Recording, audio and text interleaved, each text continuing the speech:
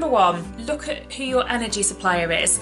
I used to be on a different energy supplier for my gas and a different energy supplier for my electric. This was about 5 years or so ago, and I used to pay quarterly. So it was actually very, very expensive, and I never really realised. It wasn't really something I'd looked at before and paid attention to. And then suddenly I discovered this guy called Martin Lewis. I think I just saw him he was on this morning or something, and he's basically the money saving expert. If you haven't heard of him, go to his site, subscribe to his newsletters, because they come weekly, I think, and there's loads of little tips about deals and offers that are going on different websites. It's all about not encouraging you to spend if you don't, on things that you don't need to, but just telling you about those little things that if you are looking to buy a certain product, here's a website where you can get a discount, and then just little tips and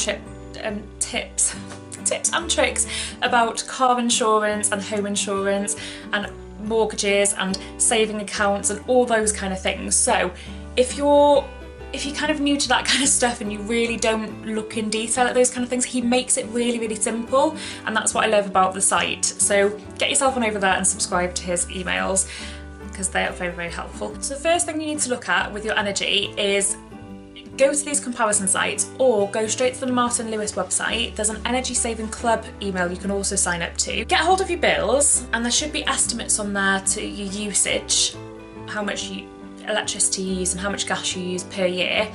And there will be this standing charge of how much, because electricity and gas, that you both of them get a standing charge that you pay per day, like 16p per day, for example.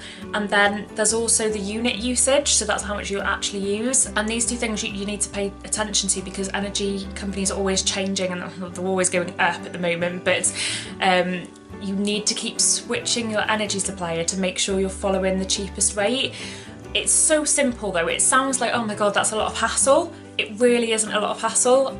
I changed mine last September time, I think, and energy prices have risen since, but I'm actually in a fixed deal for a year until next September.